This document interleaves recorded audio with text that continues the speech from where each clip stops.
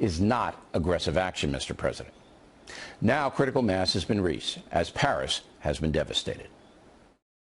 Folks want to pop off and have opinions about what they think they would do. Present a specific plan.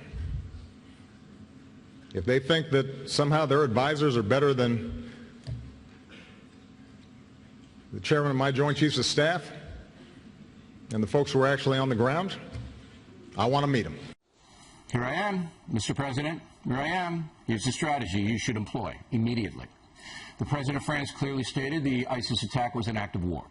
France is a member of the 28-nation NATO alliance. Article 5 of that alliance says that an attack on one country is an attack on all.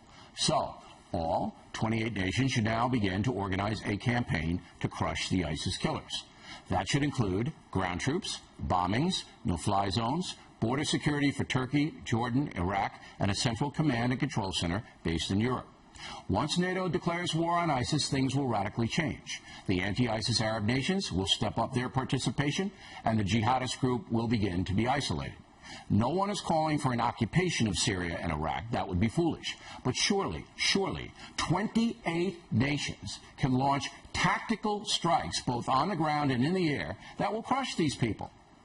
President Obama should take the lead, along with France and Great Britain, to make all that happen. The first step, a declaration of war on ISIS by NATO.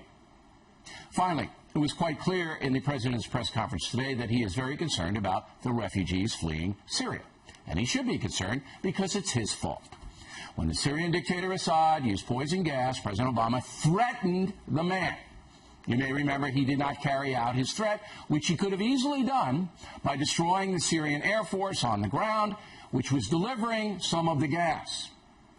The president's retreat from Syria has caused the massive refugee problem. And remember, one of the ISIS killers in Paris apparently posed as a refugee to enter France. Nonetheless, Mr. Obama is quite confident that no terrorists will be among the 10,000 refugees he wants to resettle in America. That, of course, is another delusion. And at least 15 states right now have already said they will not accept any refugees at all. Expect that number to grow as more and more Americans finally realize, that the President of the United States has lost control of the war on terror.